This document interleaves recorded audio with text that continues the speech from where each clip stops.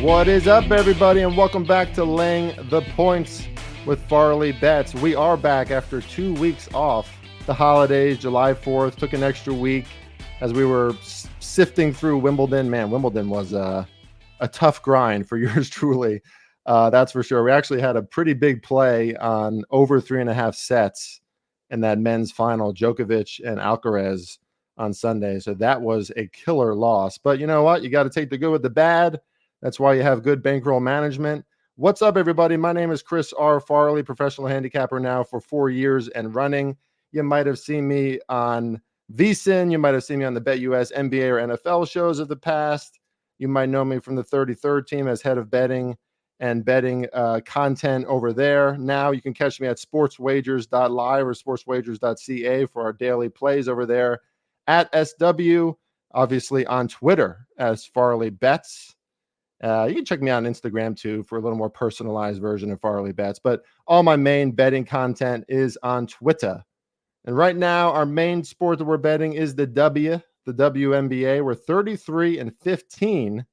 That's a 69% hit rate. And I know, 69 is a pretty cool number, but if you know 69% against the spread is pretty damn good. It's pretty damn unheard of. I mean, if we had over 100, over 200 picks in the WNBA, I'm sure it wouldn't be that high. But that's the thing. I think we're doing a very good job of being judicious with our play selections this summer in the WNBA because we're mostly prepping for the NFL. And I told you guys we're going to have some fantastic guests on Laying the Point leading into the NFL season, and that starts today. So without further ado, I'm going to bring on our first guest this summer on Laying the Points. And I've talked about this guy before. He's been on the podcast before, and I know I've talked about him a lot on Twitter because he deserves it. Welcome, everybody. Patrick Gates at Gator Betting on Twitter.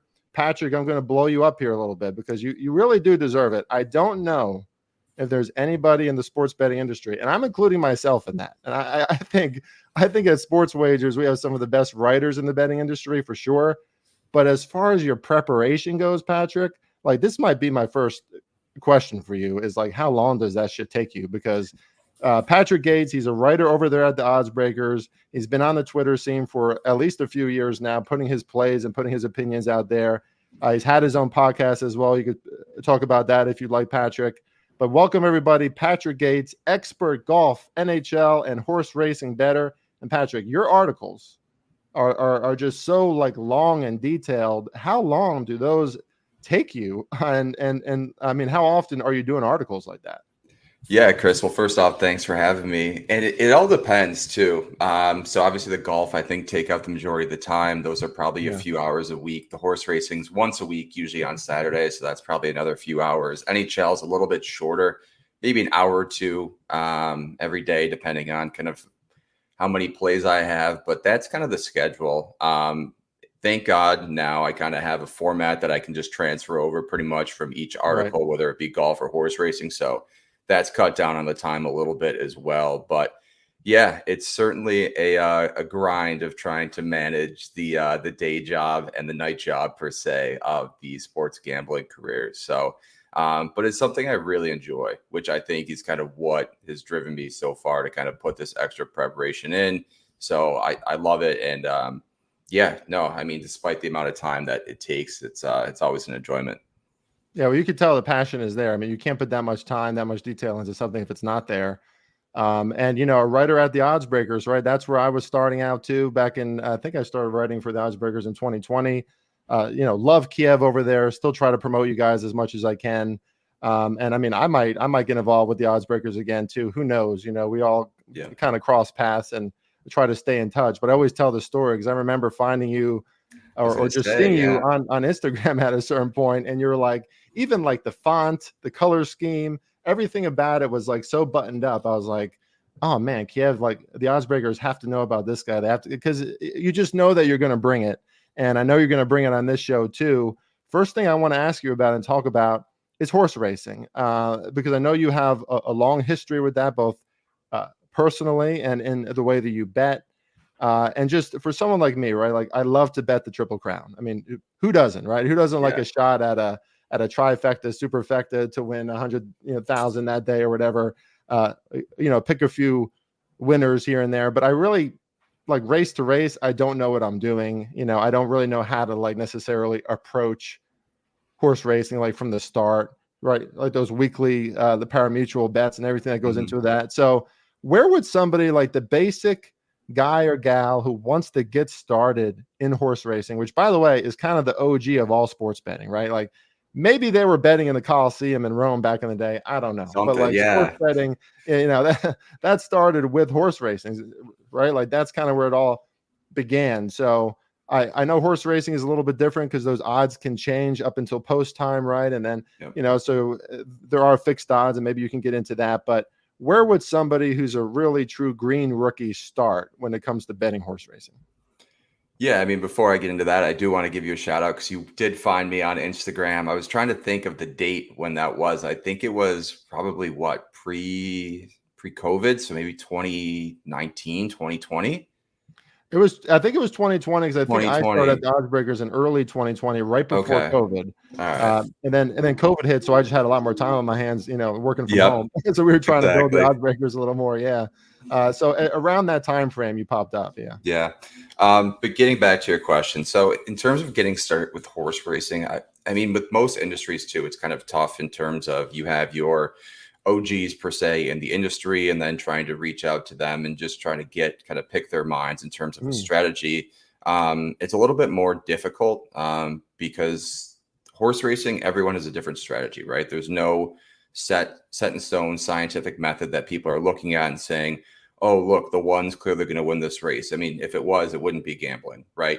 And you have to keep in mind, we're betting on animals here that are in a field with other animals, and there's jockeys riding them. So there's a million different factors that go into each race. And while your process may be solid, you can break down the race from start to finish.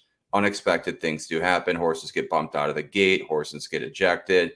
So there's a number of different kind of unforeseen factors that there's a bit of luck involved in it as well. So that's kind of what I would say. But when you're buying a racing program, or you're going to Saratoga, you're going to Aqueduct, you're going to Del Mar, one of the tracks on the West Coast, there's a page in the beginning of the book of the past performances that kind of is a legend that allows the user to kind of understand what each metric listed on the page is. So it almost start with that in terms of if you're going, take a minute, look at that chart at the beginning to just get your grasp in terms of trying to understand the basics of what the past performances program is listing. Take it home with you. There's charts obviously online that kind of replicate that. So that's where I would start, first of all, is just trying to understand what specifically the program is listing in terms of each different metric for the horse based on their past performances. I would also, so once you kind of get a grasp in terms of what the program is saying, from there, I would start to go just learning each types of bets, because it's not straightforward as our other sports of hockey, football, basketball, your money lines, your spreads, your over-unders, your totals. So in terms of horse racing, there's several different types of bets. You have your standard win, play, show, and then you go into your exotics, your exactas, your trifectas, superfectas, pick 3 through 5s, and then even your daily doubles. So there's there's several different types of bets that you can really approach each race with. So that's kind of another thing, is understanding each type of bet and then trying to understand the past performances of what they're saying. From there, it is more difficult, because when you place a bet in football, say, kind of your risk and your payout on that bet. In horse racing, the odds are live. So you really don't know what a horse is going to close at in terms of the odds before the race begins. So trying to understand payouts, whether it be a win bet, an exacta, or kind of however you're approaching this race, of just trying to get a grasp and manage your bankroll responsibly, so that you're not kind of going all in on, say, 2 favorites, where if either horse wins, you're still going to lose some money just because the payout's not going to be as advantageous. And then kind of from there, I guess, understanding the pools as well when you're looking at your payouts. Obviously, your graded stakes races, your Triple Crowns are going to have a larger pool, so the payout's going to be increased.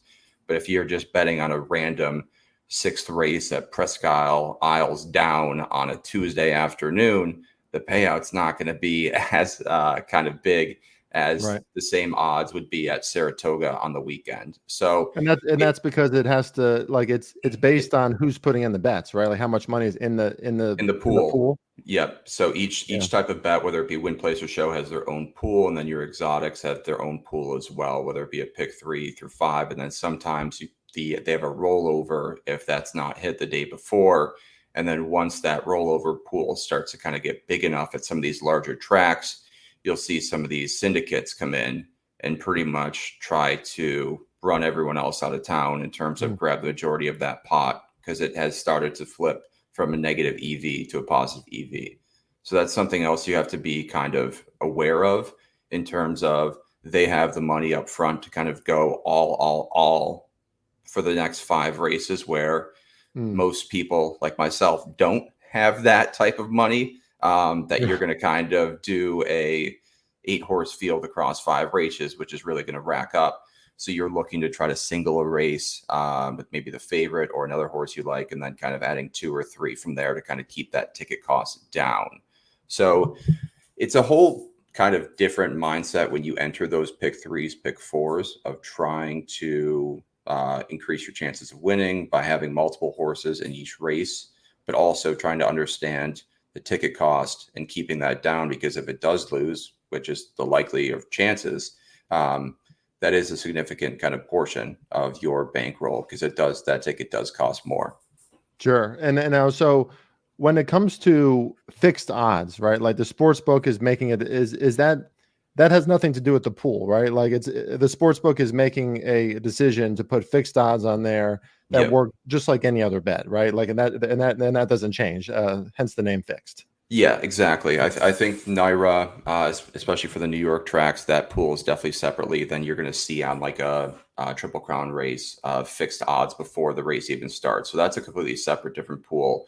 And again, too, that's sometimes of trying to find value, whether it be a long shot heading into it.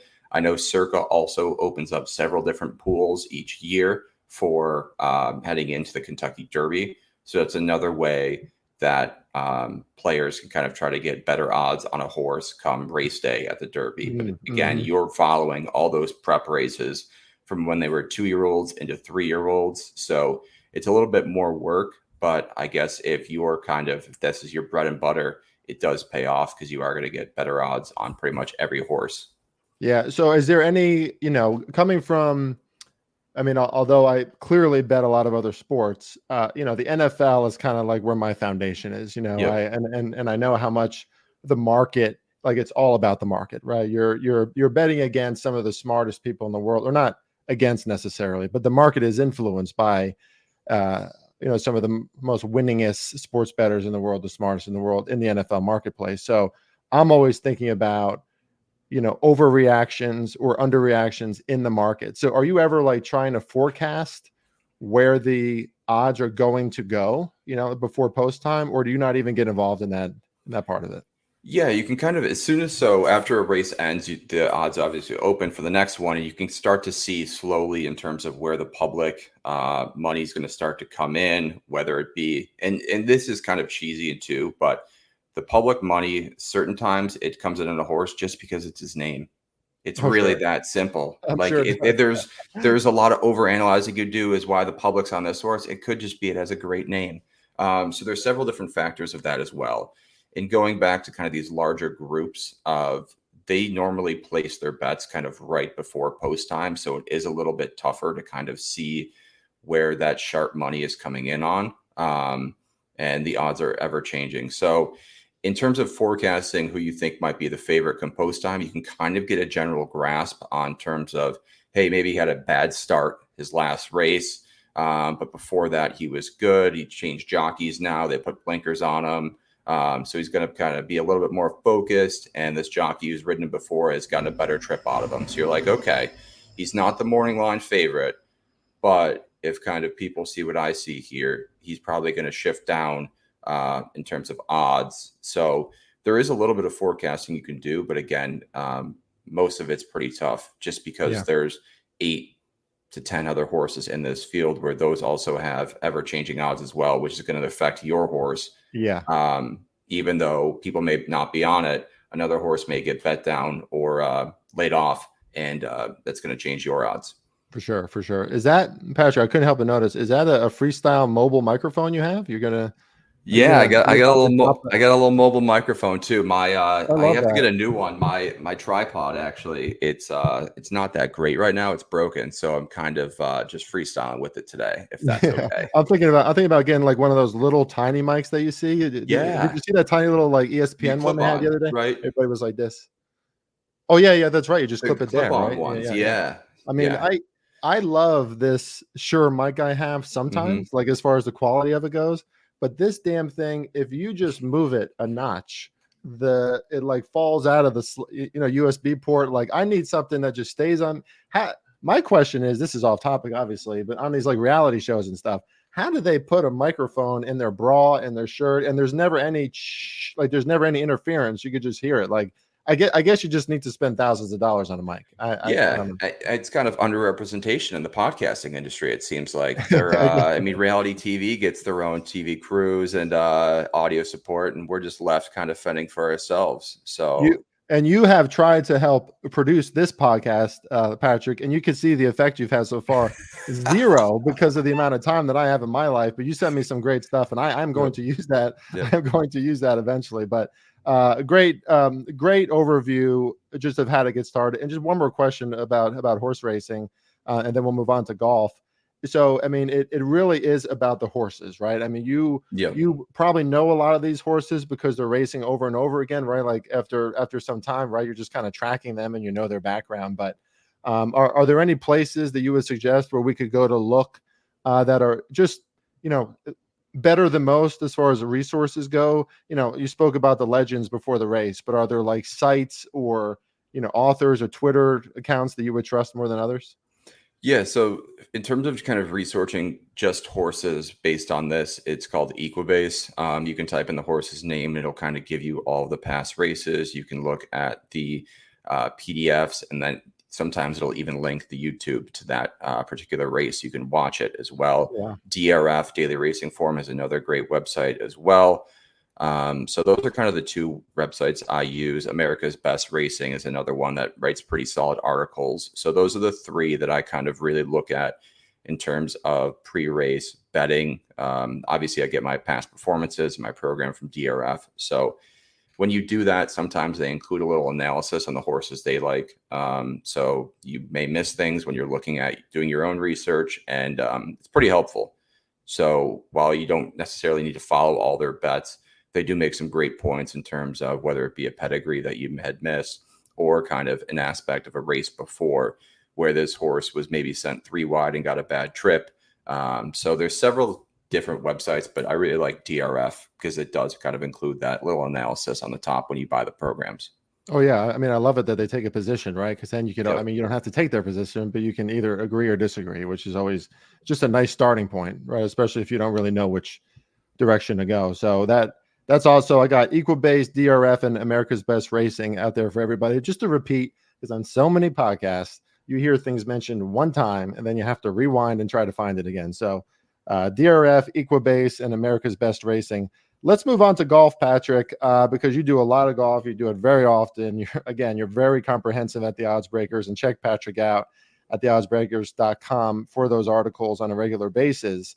I don't know how you want to approach this, but just talk about what are some of your approaches to golf. Like, how do you bet it maybe differently than other people? Because I know everybody wants to take the outright winner, right? Yep. But there are other bets, other derivative wagers, if you will, to look at, maybe more uncommon, and then also some more resources where people could, maybe find or get started, right? Because I got to admit, Patrick, part of this is somewhat selfish.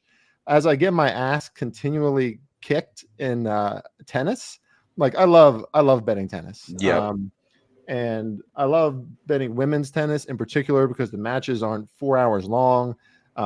Let's face it, a lot of them are gorgeous. So it's not a bad watch, and you do get a lot of variance. So you can take advantage of how lethargic they might be leading into a tournament. But 2 years in a row, I'm just doing okay. So maybe it's time that I look into a different summer sport as a horse racing or a golf. We'll see what happens. But anyway, golf, over to you, Patrick. Where should we get started with that?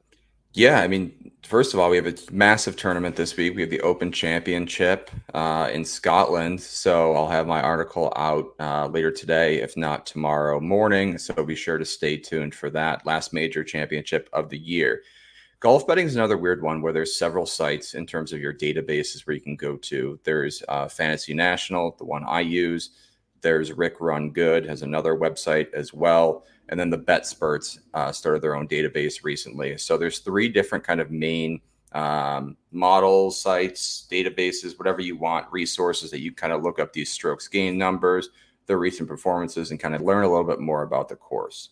So that's where I would start. There's also several great writers out there. Ben Coley at Sporting Life, Andy Lack over at The Odds Checkers, and John Hasselbauer over at The Line. So those are three other articles that I kind of check out each week in terms of who's on who, just to get a general grasp in terms of, hey, maybe I missed a guy, or maybe they don't like one of my picks for this reason. So, and obviously that doesn't sway me either way 100% of the time, but it is nice to just see some varying opinions within this industry because most fields are 144, 156 guys. It's near impossible to go through all those guys, especially kind of the bottom of the barrel. So when you're looking at the board, it's a nice place to start and kind of say, oh, well, this guy at 125 to 1, maybe I should pay a little bit more attention to him this week because he is live in this event. Golf betting, I mean, it's kind of tough too because you're right. Everyone wants to hit that outright winner. That's where the largest odds are. That's the flashy pick of, oh, I picked this guy to win.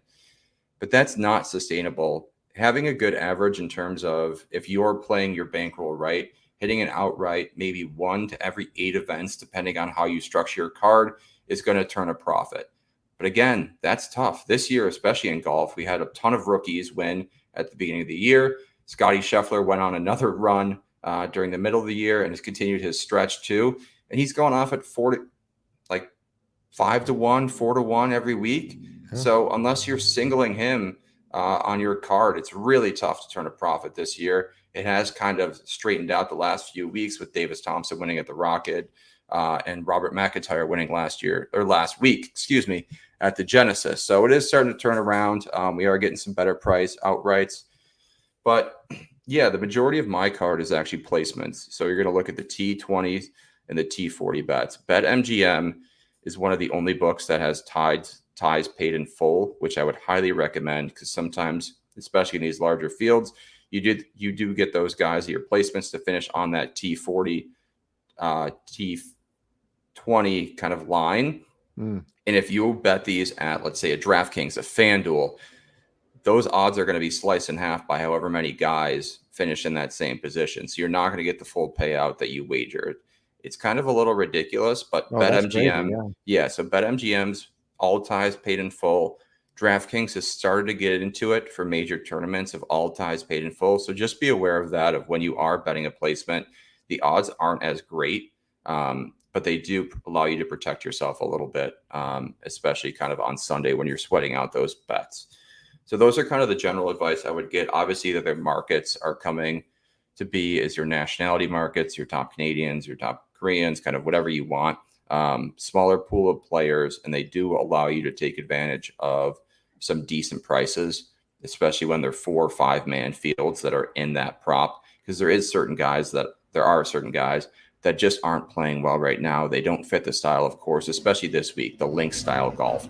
Link style golf is not for everyone by any means. You can see that with people's past performances, whether it be the Open Championship or the Genesis, or if they played a few events on the DP World Tour. So each style of golf is different each week, and you kind of have to look at each tournament as its own section. Obviously, recent form and kind of course history plays a role into that as well. But you're really treating each week like it's kind of its own event, and the same goes for horse racing.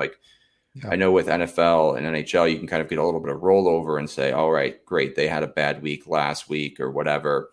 But there's 7 days sometimes between these events, and these guys are constantly working with swing coaches, and some weeks they just find it. So it's a little bit tough. While they may not have the best recent form heading into an event, you can't necessarily just discount a guy because of that. I mean, this is a super naive question, but just shows how little attention I pay to golf. Is it all year around, or is there a golf season?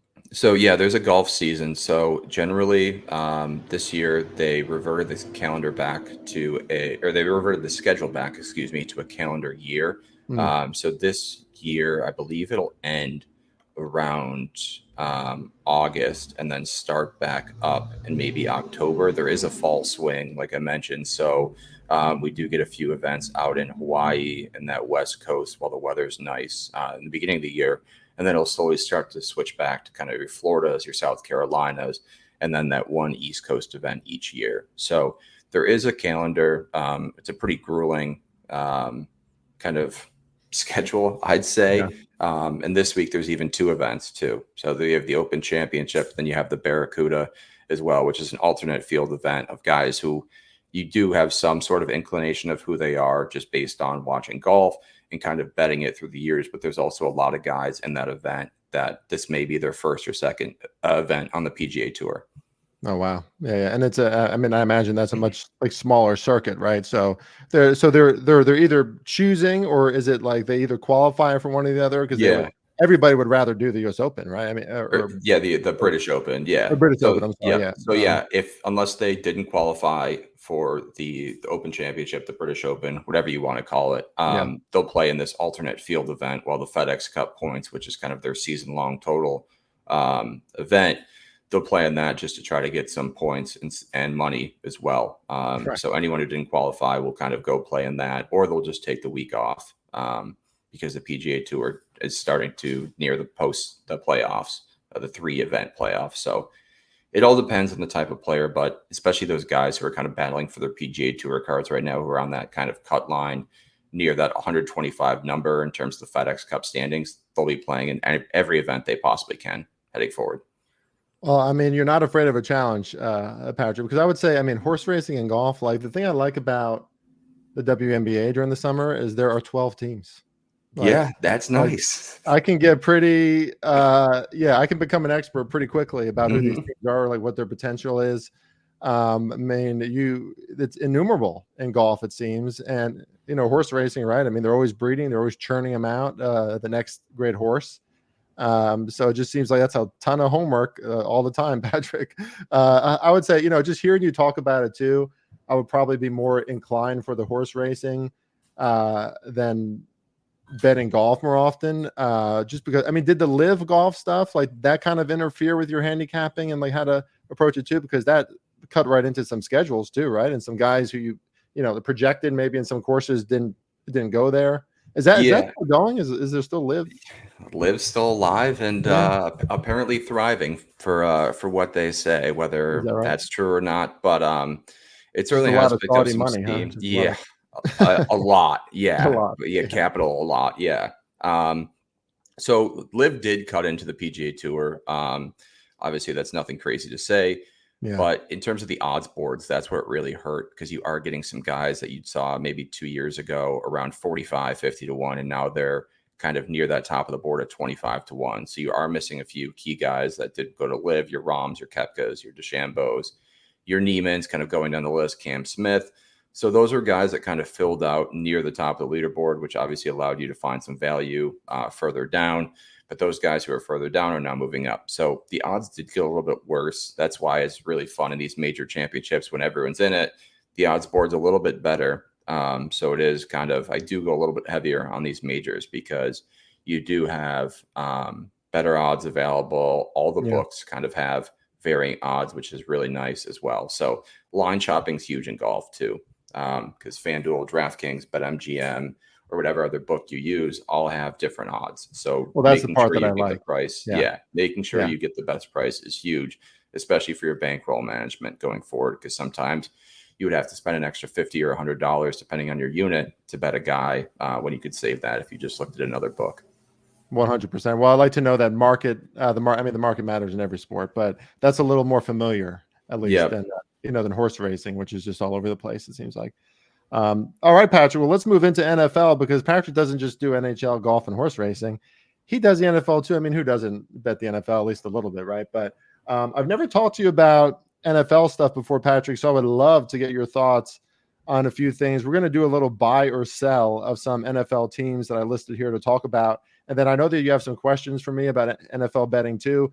If there's a natural segue to ask some of those questions, feel free, go right ahead. Awesome. But our audience, you're on this podcast to talk about your stuff. So I want to hear from you about all these teams. Let's start with the Bears, Patrick, who are listed at 8.5 win total. I mean, that's getting kind of high, and it's also juiced to the over. Obviously, Caleb Williams, right? They got DeAndre Swift now. They got DJ Moore, Keenan Allen, Roma Dunze. They got all the weapons you can ask for. Their offensive line did pretty good last year. I think there's some question marks there. Hungry defense, defensive coach. So there's a lot of hype on the Bears right now, right? They're opening up the season. Let's see, were they 4.5-point favorites at home against the Titans? Personally, I don't know how I could bet on the Bears, week one, right, to count on all this coming together that quickly. But without saying anything further from my perspective, what are your thoughts on the Bears? Is this a team that you're buying or selling heading into the season? So in terms of buying and selling, are we basically saying, do we think they're going to hit their season total over or under? You can either talk about win totals. Okay. I like to talk about like ATS companions too, right? So I might not necessarily bet the over on a win total, but I might think that a team I actually think that my New York Giants this year, I think they could be feistier. I think they could be a good companion against the spread. But do I think the Giants are going to get to 7-8 wins? Not necessarily, right? So, in any way that you want, any bets that you're looking for. But I guess, the main generic judging point is the win total. Yeah, I mean, the Bears are an interesting team, right? Because they obviously have the 1st and the 9th overall pick. Caleb Williams comes in and he's projected to kind of be this next superstar, kind of like a can't miss prospect since Andrew Luck that we've seen. And he was good at USC, right? Like very good. Like the team around him wasn't all that fantastic. His defense was pretty poor. At UFC, great to bet the overs in those games. So thank you, Caleb, for making me money there. But this division's still a gauntlet. Yeah. Am I wrong here? Like they had 7 wins last year. Certainly wasn't a fantastic team. Kind of got scrappier towards the end of the year, rattle up a few wins. But in terms of looking for that 9-win season, when you're looking at the Bears of a rookie quarterback who hasn't really played a snap in the NFL, I get everyone's high on him, but I don't know. I still have a little bit of pause, especially, CJ Stroud last year came in as a rookie, was fantastic. But we've seen more than not, if not 80, 90%, that rookies in their first year just kind of take a while to get settled in with their current situation. And the coaching in Chicago, I can't really say that that's been overly fantastic either, So I don't know. This Bears team certainly interesting.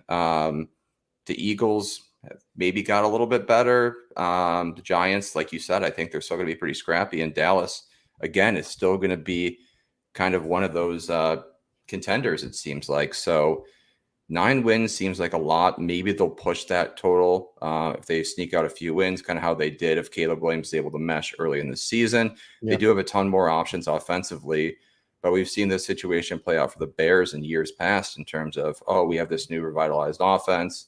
We're bringing in this guy, giving more weapons, and it just doesn't really pan out. So while everyone else is pretty high on the Bears, I do have some pause with this team.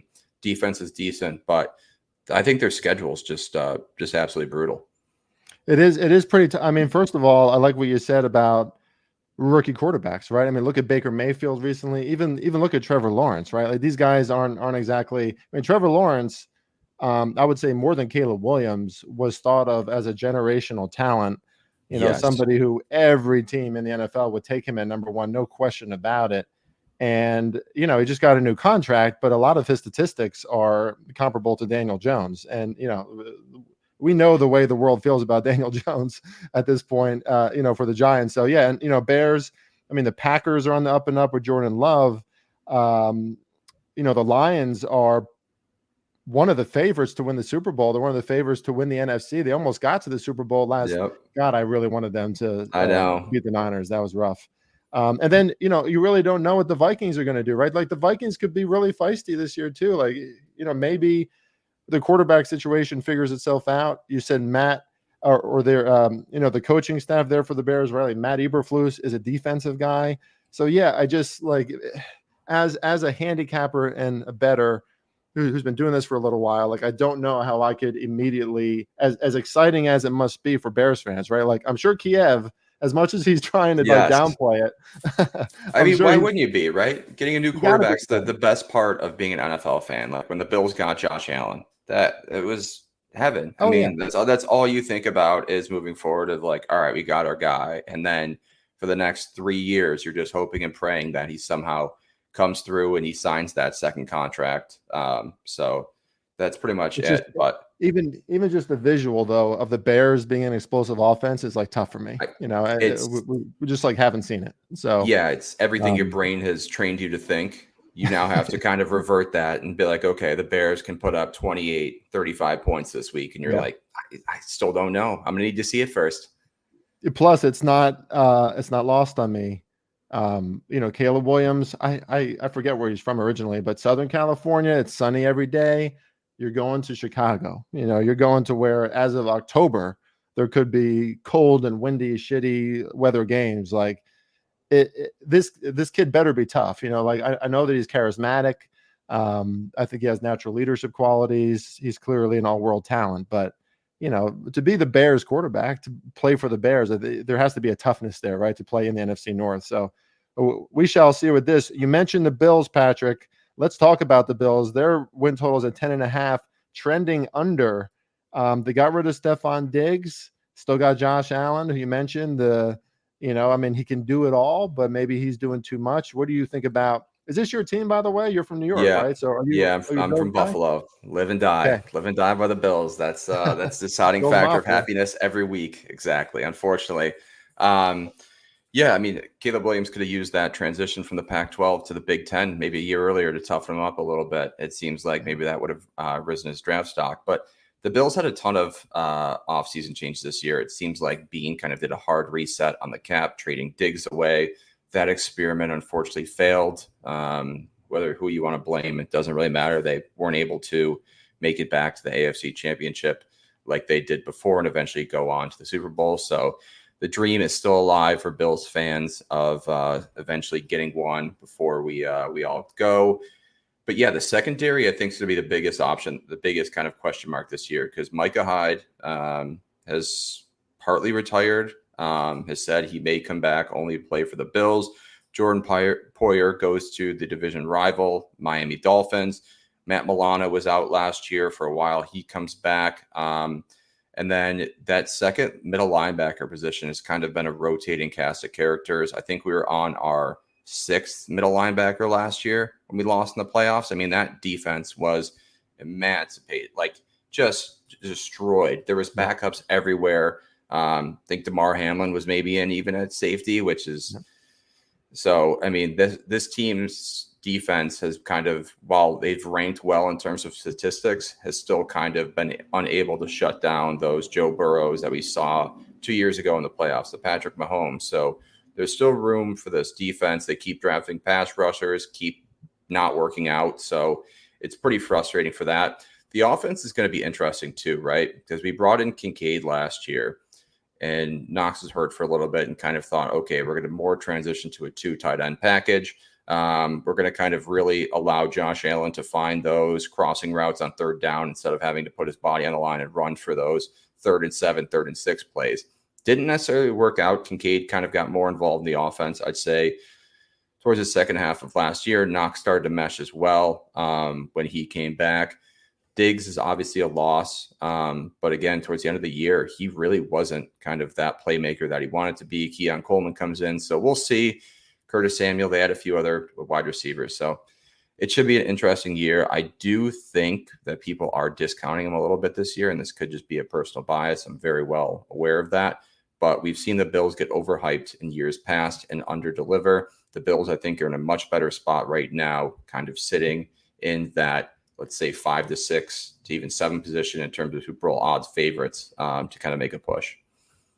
Yeah, I mean, it's not that I hate this. Stephon Diggs is gone. I just don't know who Josh Allen is going to go to, right? Like Keon Coleman better be good, and he better be good really quickly. I mean, I think Allen to Dalton Kincaid is probably one of the best, that's their current tight end, right? Yeah, Kincaid and yeah. Knox is still there, right? But Yeah. Kincaid is kind of the guy now. Like Yeah. that combination, he's going to be looking for Kincaid constantly, I think, right? Like especially in the end zone, he's a big target that he can throw to. And if Keon Coleman isn't everything from the very start, then he's going to have to rely on Kincaid, I think, a lot more too. With two other receivers who are pretty good, but they're smaller guys. They're not necessarily Curtis Samuel and Shakir. Yeah, wide receiver 2, 3. I don't even know if they're wide receiver 2 or 3. So it's not great. And this answers one of the questions that you were going to ask me about props. Actually, I mean, I'm not a prop guy. I have some fantastic follows on Twitter. Like check out Josh Larkey, Connor Allen is an obvious one. Evan Silva is an obvious one. Jordan Vanek, Alex Caruso is a guy that's always got a great contact on. So I really just kind of rely on those guys. Like, and I play like the DK tournaments and stuff like that. But if I'm going to have any fantasy projection leading into the season, I do think that that's the combination: Josh Allen and Dalton Kincaid, especially against defenses that don't do well against tight ends. Like that's something I'm going to be looking for. But it's a big question mark, man. I thought the Bills had their best chance last season. So it just kind of fell apart. I mean, right from that opening game, week 1, how do you not beat the Jets?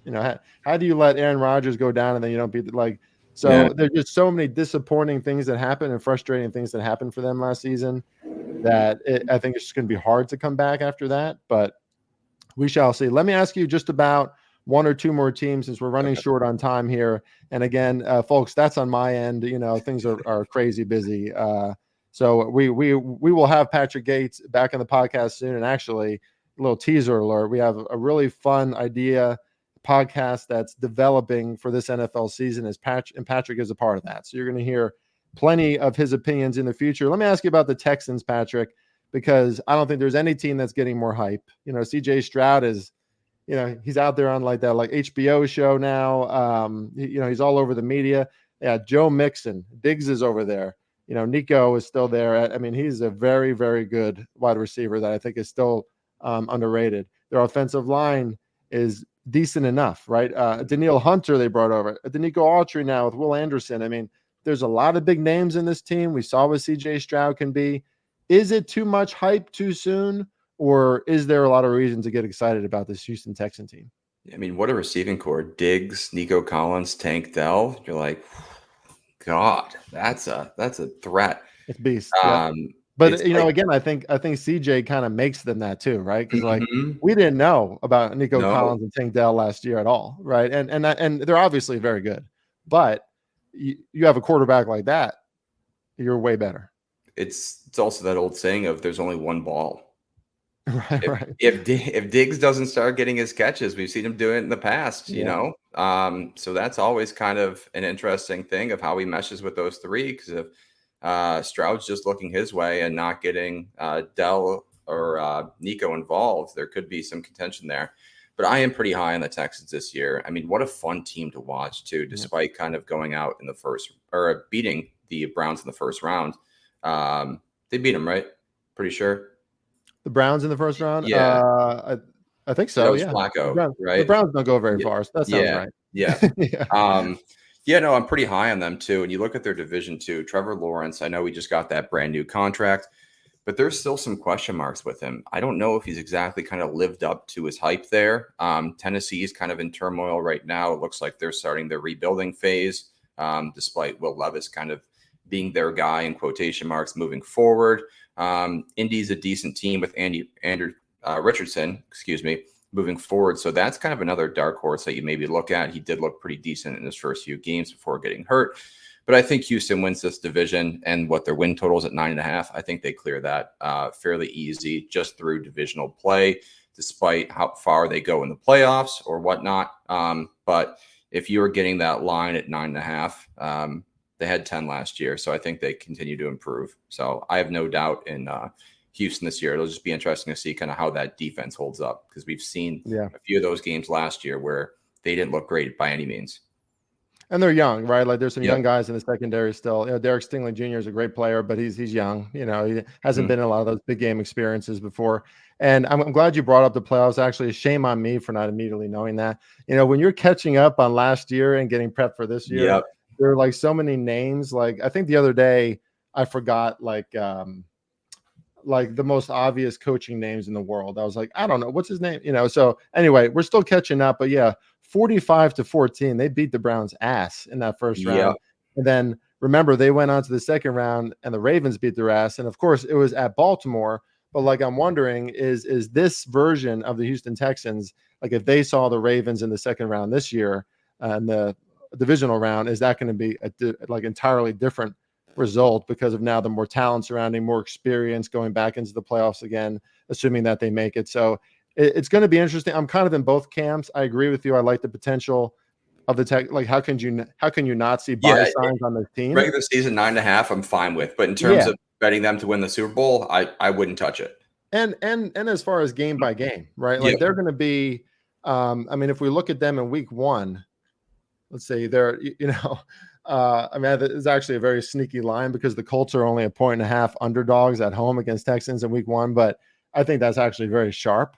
But I think throughout the season, like if you see the Texans, start to string together a few games with all the hype added onto it, that they brought into the season, I just think you can get some pretty valuable lines on the other side of Houston because now, it's just like any other team, right? Like just like the Cowboys, once they start to do good again with Dak, now you have a bullseye on your back, right? And teams are going to want to beat you more. Teams are going to want to prove something now against CJ Stroud. They're seeing him everywhere on TV, right? Like, this kid's an overnight sensation. So I think CJ can handle it, but I think it's a worthwhile conversation mid-season.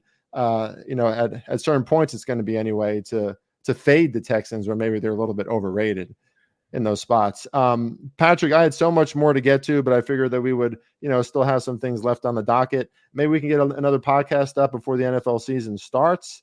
Like I said, I mentioned we got a sneaky little thing coming together for an NFL podcast coming forward. So I'm looking forward to that. I got to run, but please tell the audience, Patrick, where they can find you continually and anything else. I don't know if you got a free pick or anything that you want to give out. Yeah, of course. You can find me on Twitter at Gator Betting, on Instagram at Gator Sports Betting. All my content's through the Odds Breakers. We're going to have weekly horse racing, golf, and then once the NHL season starts back up, we'll have our podcast, Expected Bets 4, and I'll have daily articles on the Odds Breakers. In terms of the Open Championship this week, I do have one play that I really like. Cam Young, top 20, plus 200. That's probably one of my favorite bets this week. I have it written up already. So there's your pick. If you're looking for outrights, I have 7 right now, all set to go. So stay tuned for that article as well on the oddsbreakers.com. Ooh, I like it. A little tease. If you want those bets, you got to go over to the Oddsbreakers and check him out, Patrick Gates. Again, I'm going to say it here, quotable from Farley Bets. I think the most comprehensive sports bettor in the industry right now in the sports that he bets. Thank you so much for being on this podcast, Patrick. And we will talk to you again soon. You know that NFL season around the corner, my man. All right, Chris. Thanks for having me.